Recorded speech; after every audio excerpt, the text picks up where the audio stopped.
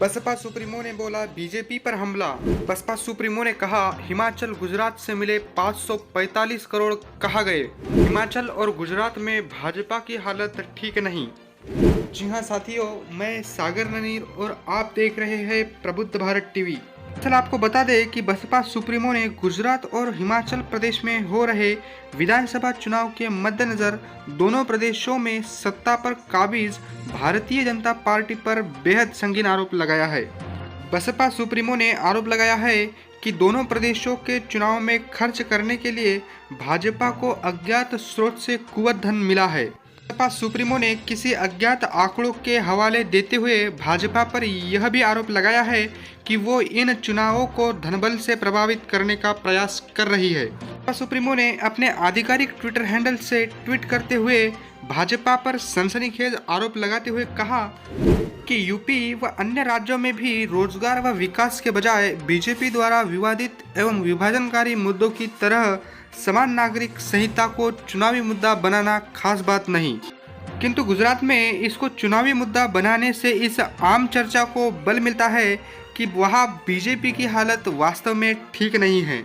इसके साथ ही बसपा सुप्रीमो ने चुनावी राज्य गुजरात में समान नागरिक संहिता पर न्यायिक आयोग के गठन को भी कटघरे में खड़ा करते हुए कहा कि केंद्र ने अभी हाल में स्वयं माननीय सुप्रीम कोर्ट में कहा है कि यूनिफॉर्म सिविल कोड के मामले पर कोई निर्णय अभी न किया जाए क्योंकि इसे वह 22वें लॉ कमीशन को सौंपेंगी।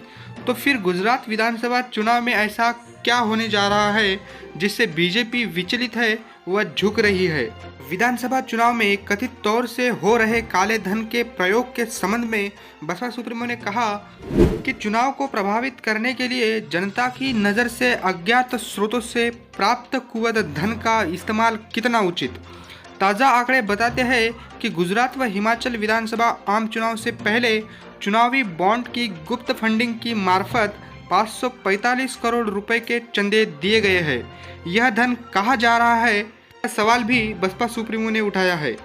बसपा सुप्रीमो ने जिस तरह से काले धन के मुद्दे पर भाजपा को घेरने का प्रयास किया है वह बेहद गंभीर है, लेकिन इस मामले में अब तक भाजपा की ओर से कोई प्रतिक्रिया नहीं आई है। आपको बता दें कि बीते यूपी विधानसभा में मिली हार के बाद बसपा प्रमुख भाजपा पर खासा आक्रामक रहती है और कई मुद्दों पर उसे घेरने का प्रयास भी करती है। उत्तर प्रदेश में मुख्यमंत्री योगी आदित्यनाथ के शासन को घेरते हुए बसपा सुप्रीमो ने कई बार उन पर सांप्रदायिक ध्रुवीकरण की राजनीति करने का आरोप भी लगाया है।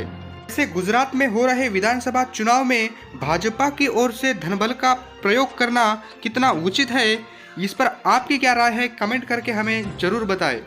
मिलते हैं अगली रिपोर्ट में, तब तक के लिए जय भीम, जय भारत। बहुजन विचारधारा को बढ़ाने के लिए हमारे चैनल को सब्सक्राइब करें, लाइक करें और कमेंट करके अपनी प्रतिक्रिया